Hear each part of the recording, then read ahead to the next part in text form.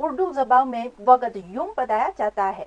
सब नोट करो, आधे घंटे के अंदर का वक्त यूं बताया जाता है 7:05 और आधे घंटे से ज्यादा का वक्त यूं कहा जाता है 8:05। सीख लिया है। तबसुम के साथ जिन्नी सीखे वीडियो अपडेट होगी। वाओ, कब? 7:55 पर। क्या?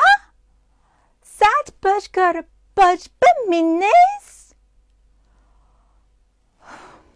हेलो दोस्तों, 大家好। तबसुम के साथ जिन्नी सीखे में तमाम दोस्तों को खुशामदीद कहती हूँ। दोस्तों, नई ज़बान सीखते हुए वक्त बताना बुनियादी मालूमात में शामिल है और जिन्नी ज़बान में वक्त कैसे बताया जाता है, आज की वीडियो में हम एक साथ सीखेंगे। मुझे याद है कि उर्दू ज़बान सीखते हुए वक्त बताना मेरे लिए काफ़ी मुश्किल होता था, जैसे आगाज़ में उसी छोटी सी वीडियो में दिखाया गया है। लेकिन क्या आपको भी लगता है कि जिन्नी ज़बान भी इतनी मुश्किल है? नहीं, अगर आप ये तरीका याद करें तो ये बात आपके लिए आसान हो जाएगी। वक्त बताने के लिए नंबर 1 से नंबर 12 के दरमियान किसी नंबर के बाद点 कहें। 点 का मतलब बजे। 现在几点了? अब वक्त क्या है? 现在几点了? 现在几点了? 8点 8 बजे।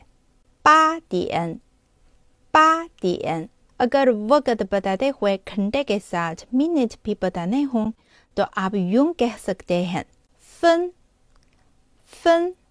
इसका तरीका यह है, यानी 1 से 60 के दरमियान किसी नंबर के बाद 分 कहें।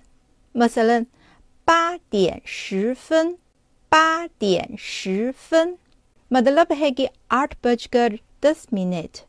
तो जिन्नी ज़बान में नंबर बताने का क्या तरीका है? सबसे पहले हम एक साथ दोहराते हैं 1 से 10। 1 2 3 4 5 6 7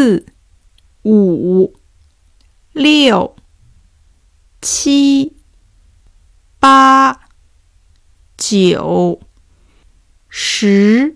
फिर 10 के बाद गिनती यूं होती है 1 से 9 तक का कोई नंबर, इसके बाद 10 कहें और इसके बाद 1 से 9 तक का कोई नंबर कहें। मैं एक मिसाल देती हूँ। 39 को कहेंगे कि 39 39। क्या ये तरीका आपके लिए आसान है? हर एक दिन के 24 घंटे होते हैं। रात का 1 बजे और दोपहर का 1 बजे। जाहिर है कि ये दिन के मुख्तलिफ वक्त हैं। तो जिन्नी ज़बान में उन्हें कैसे अलग अलग बताया जाता है? जिन्नी ज़बान में दिन के मुख्तलिफ औकात को यूं कहा जाता है 凌晨 凌晨 凌晨 早上 早上 早上 上午 上午 上午 中午 中午 中午 下午 下午 下午 傍晚 傍晚 傍晚 晚上 晚上 晚上। अगर सुबह 7 बजे हैं तो कहेंगे 早上7点 早上7点 早上7点。शाम के 7 बजे को यूं कहेंगे 晚上7点 晚上7点 晚上7点।